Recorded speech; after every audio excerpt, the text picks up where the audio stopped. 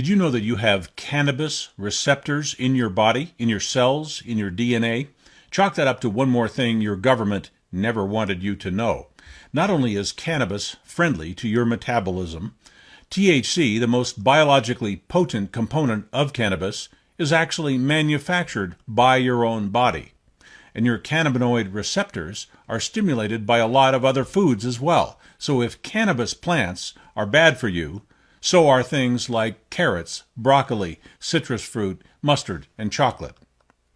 Classifying cannabis as a dangerous substance was one of the most blatant and bold frauds ever perpetrated on society.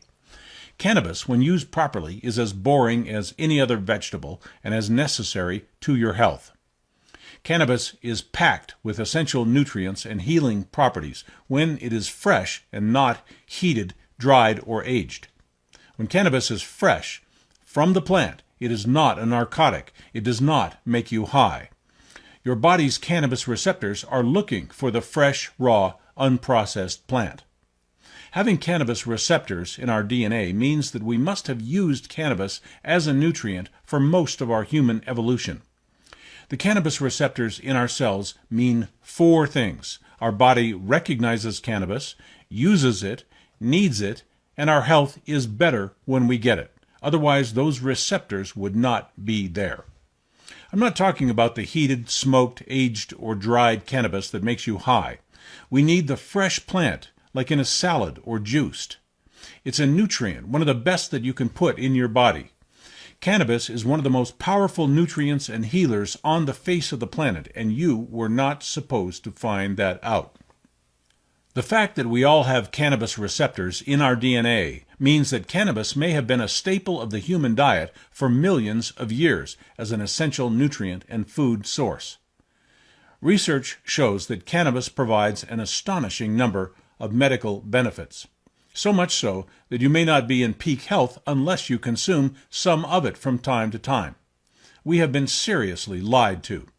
And that lie has caused major damage to millions of people for 2 or 3 generations now. The demonization of cannabis correlates with the early promotion of pharmaceutical industries, where wealthy investors in drug companies needed legislation to discourage competition from inexpensive natural therapies. This is certainly not the only time that commercial interests have bought legislation to benefit some industry at the expense of the public. Have you ever wondered why cannabis was prohibited when it was far less harmful, even when smoked, than alcohol and prescription drugs? We've been so thoroughly misinformed that a powerful healing plant was made out to be a killer drug, and most people who are alive today cannot even remember a time when we were not lied to about cannabis by our government, our schools, our police, and even our friends who make the mistake of trusting what their government tells them. If they had not put cannabis out of our reach, we would be curing ourselves without their toxic drugs, their overpriced healthcare programs, and their legal harassment of absolutely harmless use of an amazing plant. Your corrupt government even went to the trouble to classify cannabis as a dangerous substance with no therapeutic value when they knew it was one of the most vital and powerful nutrients available to mankind. Trusting people who call themselves authorities is a fool's game. Cannabis kills cancer, stops seizures, rebuilds immune systems, and restores health to all of the 120 different kinds of cells in our bodies. Cannabis performs multiple healing functions at the cellular level, which is where everything that matters in your body takes place. The medical industry calls the healing components of cannabis CBDs. They know about this, but they would rather sell you drugs. Again, the benefits of cannabis are primarily in the fresh, unheated form when it has little THC and does not make you high. Eating or juicing a few ounces of raw, fresh cannabis every day will do more for your general health than any drug or vitamin pill that money can buy. Cannabis is a major threat to the prescription drug industry, which, by the way, kills 100,000 people in the USA every year with side effects, overdoses, and toxic reactions caused by those prescription medications. Cannabis kills no one.